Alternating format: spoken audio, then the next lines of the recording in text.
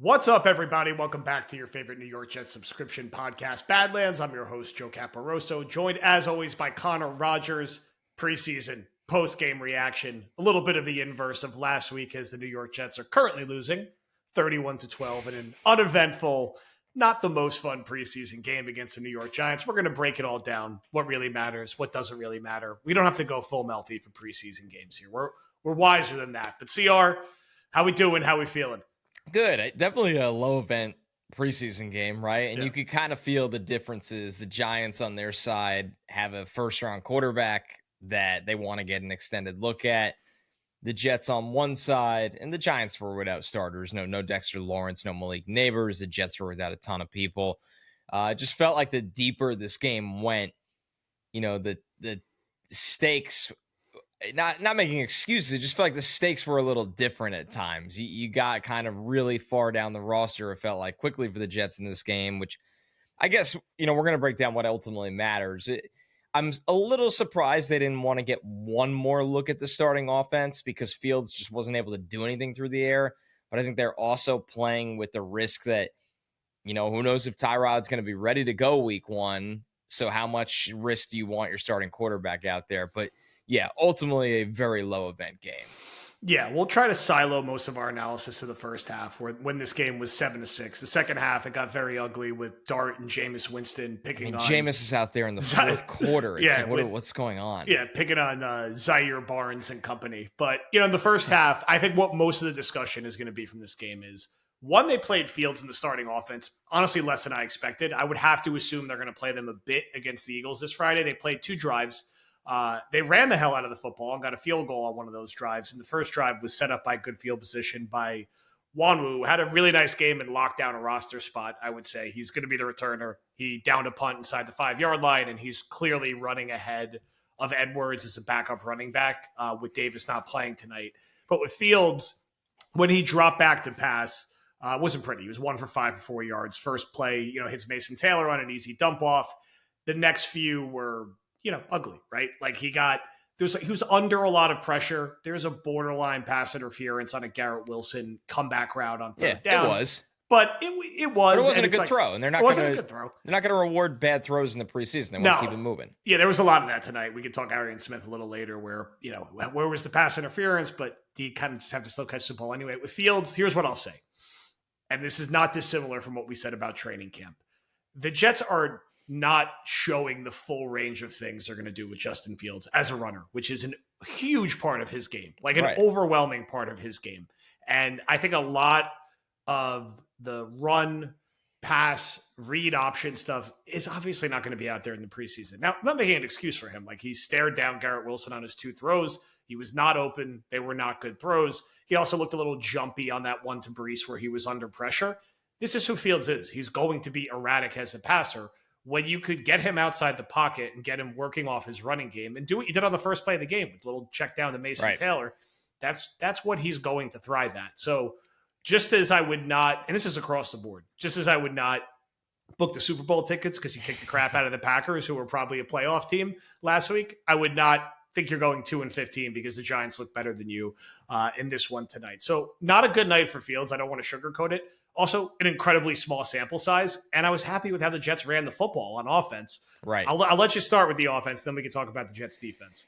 Yeah, I think you nailed it. I think that caveat that there's going to be no designed runs for him in the preseason, if you're looking for the glass half full outlook of why, because you're always trying to figure out, okay, what's lying about the preseason? Well, the Jets have a limited offense. We know that, specifically through the air. So if one of the few things they can do is not going to be implemented in the preseason, well, that matters a lot. It matters. And what we're saying here, to really simplify it, is you're not seeing any real RPO, right? Or any quarterback zone read where he's actually going to hold the ball and tuck it and run. You're not seeing the tush push. I mean, they're trying to just get Braylon Allen going on third downs, which is good. But here's a little hint for you folks. If the Jets are in 3rd and 1, they're going to do the tush push with Justin Fields. Every time. I mean, or they should every time. They should. Yeah. Honestly, if they're in, they should probably do it twice if it's 2nd and 3 and then 3rd and 1. Yeah. So I think that matters a lot. We saw the screen game look not only a little clunky for the Jets, but the Jets' multiple defensive units struggle against it. So that's something that Glenn is going to just chew them out on this week. It's going to be brutal when he shows them back that. But getting back to the offense, I think they generate push in the run game. Yeah. I gotta nice go back. AVT night. AVT was moving people. I mean, Yep. AVT was moving people. Membu had a couple moments and a couple rookie moments.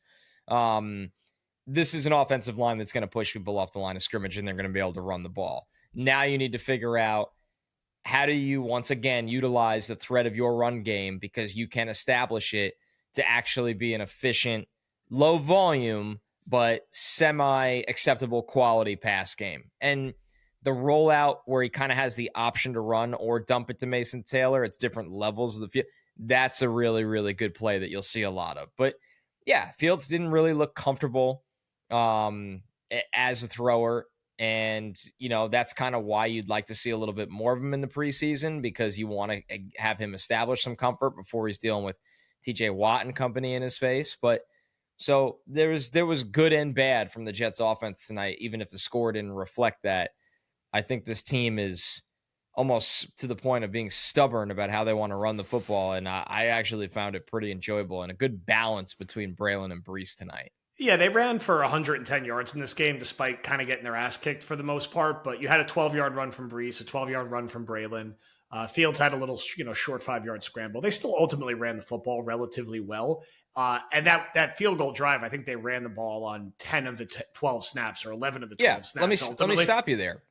What are we talking? How do we all feel right now if Fields, which this is a big problem, so that's why we're discussing like this. If Fields puts that ball in front of Garrett Wilson, that Cordell flop broke up on third down, if that ball is just a little bit more in front of him, Garrett catches it, say they score a touchdown, we're like, okay. Yeah, now this is the offense. This is what it's supposed to be. Now, that's a throw that Fields needs to hit, and he's going to be criticized when he doesn't.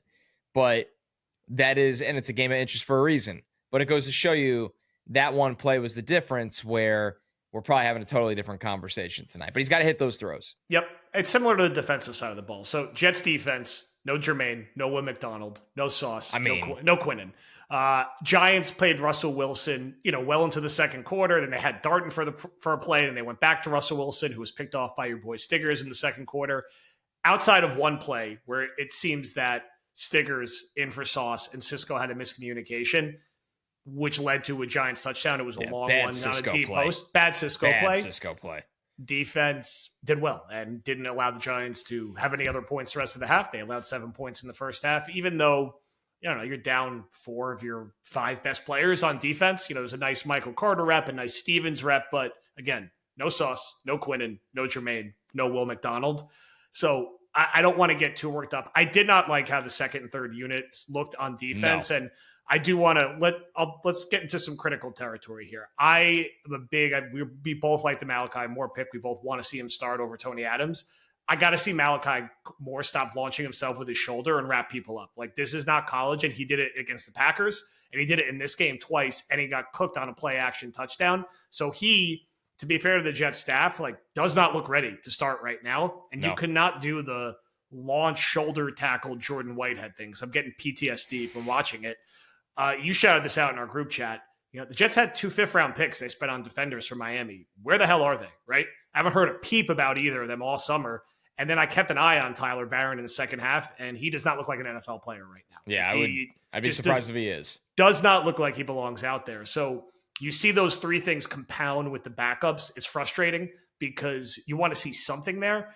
Now, Arian Smith, he'll probably be the second most discussed player coming out of this game, right? He's just become this silly lightning rod, I would argue, for a backup receiver. Now, to his credit, he had a couple nice catches down the field on in cuts. Yeah, the 2-minute. Yeah, he got down the field and had 2 plays that I would say were borderline pass interference. But if you're a Jet fan betting on pass interference calls, breaking your way for a rookie 140-pound receiver, man, you better really reset your expectations. And he had a couple drops and bad drops and balls. Yeah. I don't care if it was pass interference or not. Catch the football, man. This is why he's not going to be the second receiver, and why I know Josh Reynolds hasn't done anything in the preseason, and I know Tyler Johnson had a couple nice moments, these guys will catch the football when they are schemed open, and we just don't know if Arian Smith can do that consistently yet. It doesn't mean he's not going to play. There will be a role for him, but you saw the full roller coaster of the player he is, where he's open, but he can't win on contested catches, and then he has a nice catch, and then he has an ugly catch. So I think my holistic frustration was the day 3 struggles, right? It was an inconsistent Arian Smith night. At least there was a couple nice moments. Malachi Moore has not had a good preseason. And the two fifth rounders for Miami, I know Kiko didn't even play tonight.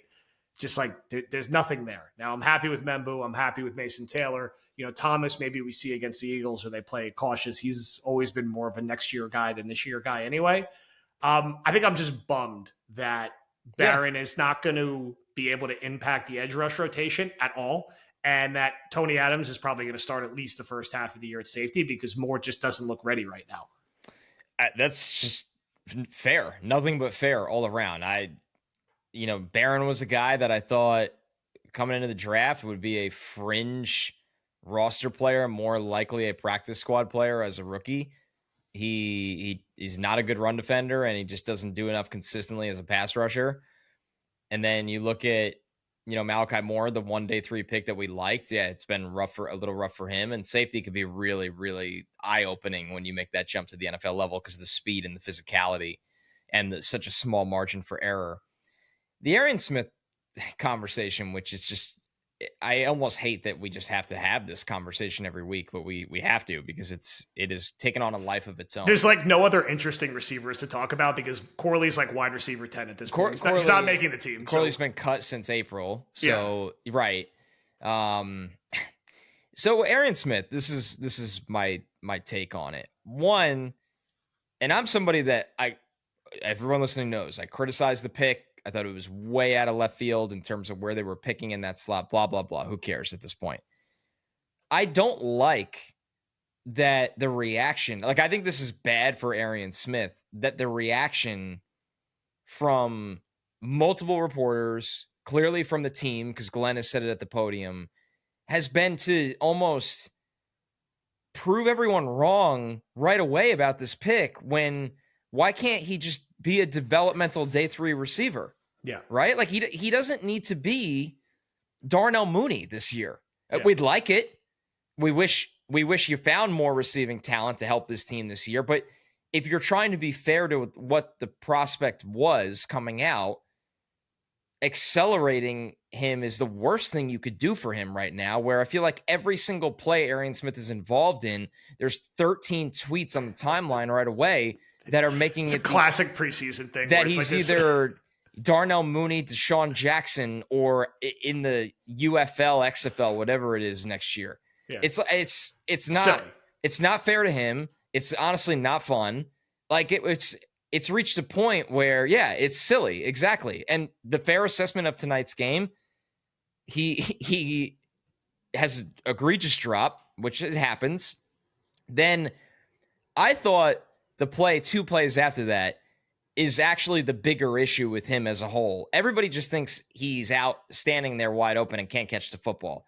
That is the lesser of the issue than I think he can't play through contact.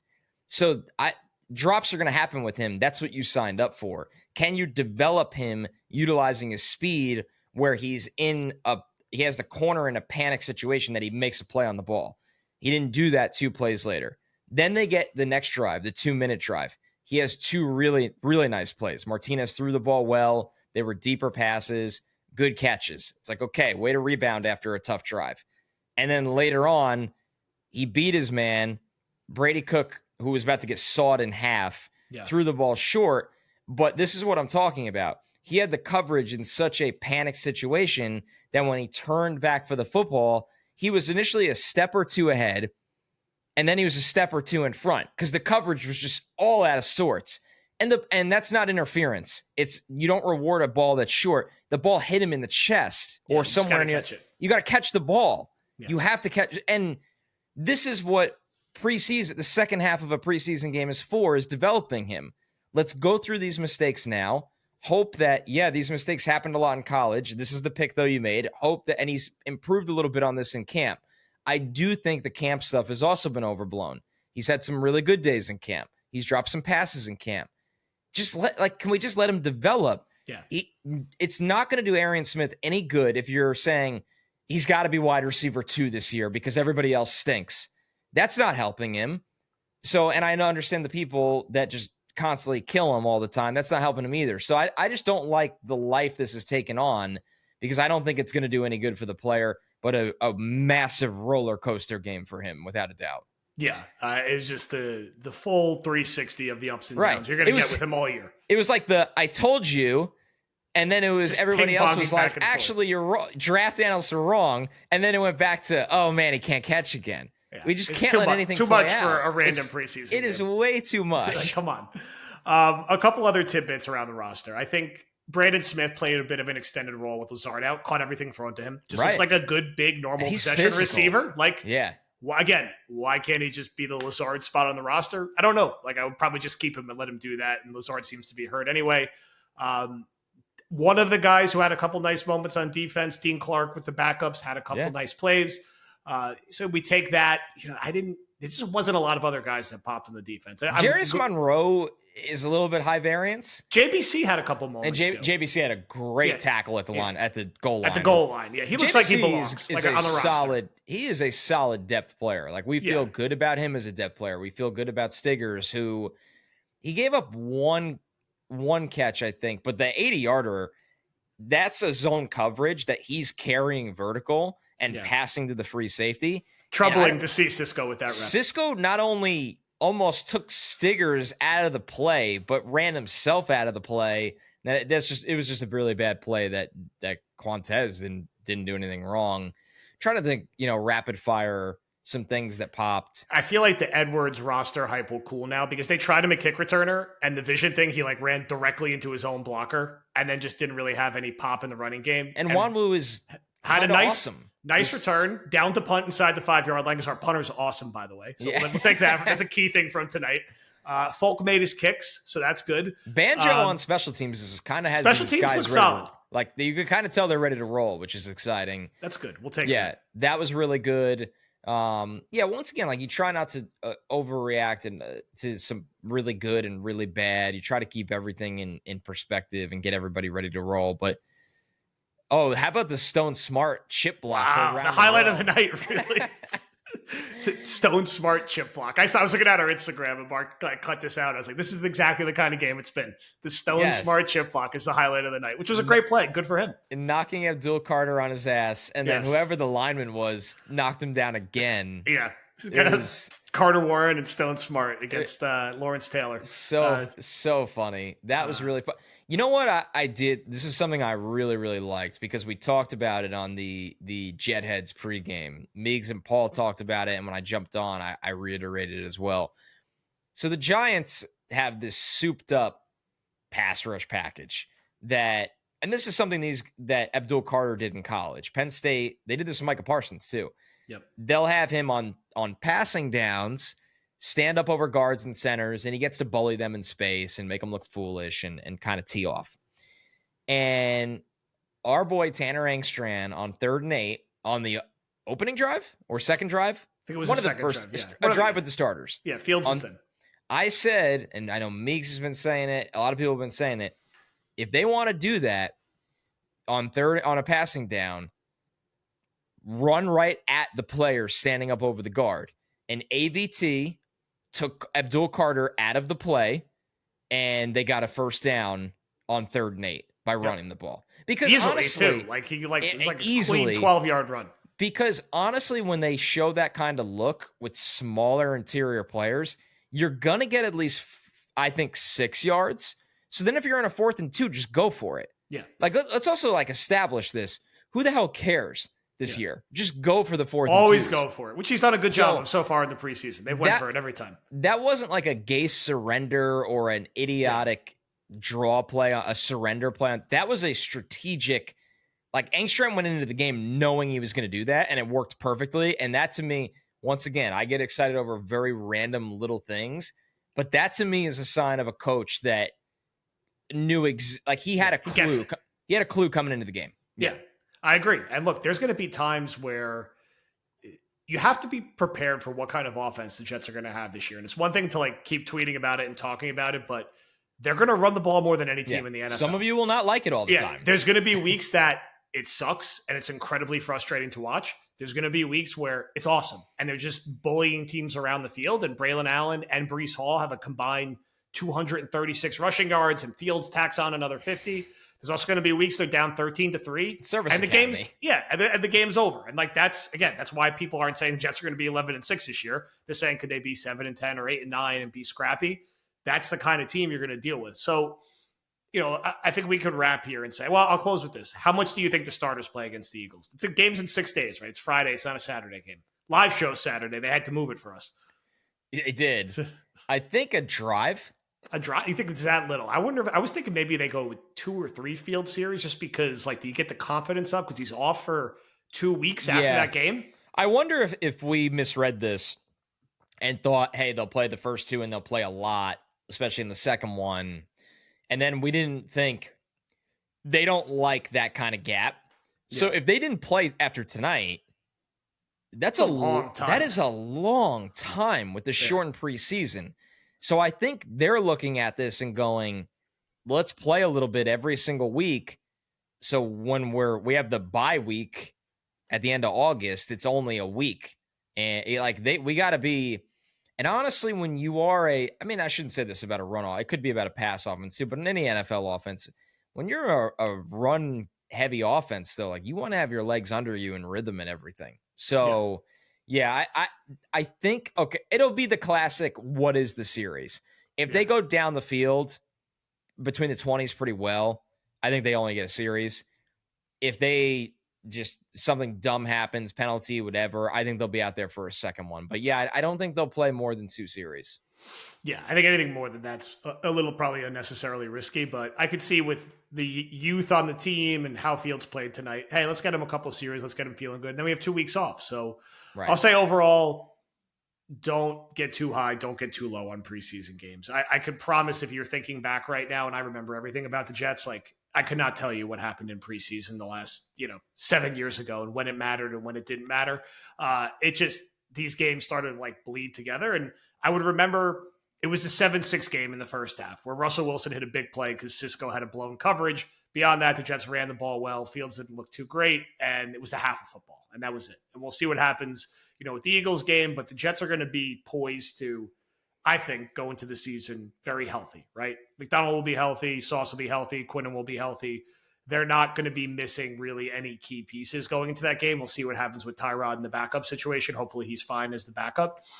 And, we could spend a little more time throughout the week talking about other bigger picture things they have to work on. And then we can talk about everything in person next Saturday. BadlandsTOJ.com, man. That's it. What's the most memorable New York Jets preseason moment to you? It's sadly the Sanchez injury in the fourth quarter against the Giants. It's Pennington getting hurt in the Giants preseason game. They're only negative things. You don't remember amazing. I have 2 that are oddly, one is positive and one was a giant lie. And that's all. I always think the preseason lies. Hackenberg. Yeah. Also against the Giants. Yeah. And then my other one is when Sanchez came in and threw a bomb on his first ever pass attempt. Yeah, when he was competing against Kellen Clemens for the job. Because the crowd went ballistic. Yeah. But really the Hackenberg one, and as a draft analyst, I do watch a lot of preseason to see, how guys look on an NFL field right away. And all I've really learned though is just how much it lies. I remember Mitch Trubisky in one of his first preseason games was just lighting the world on fire. I remember Jamar Chase could not catch a football. Think about those 2 sentences. Yeah. So not to take away from anything, you'd rather guys play well than not play well. But yeah, that's why we go on and do these shows and we go, what really mattered tonight? Yeah. And that's more important. All right. Thank everyone for listening. Feed will be packed up tomorrow. Feed will be packed with a normal schedule all week. We'll be dropping all types of little tidbits and reminders heading into Stout, Grand Central. The boys will be together. The whole band will be together. Looking forward to it. And again, go enjoy your Stone Smart highlight. Go enjoy your Stiggers interception. Watch a couple punts. Watch some Braylon Allen highlights, and it'll be okay. Just again, we were excited last week. We're not as excited about tonight. It evens out. There's probably not going to be too much that happens in that Eagles game that should break your brain in either direction. The Eagles, I don't think, are going to play anyone on their first or second string, I would guess, coming off a Super Bowl title. But we'll see. They didn't even play Tanner McKee. Yeah, second it's game. just like so. They're bubble wrapping their second string quarterback. It's understandable for the short trip they'll be taking up the turnpike. So thank everyone for listening, and we'll talk to you soon.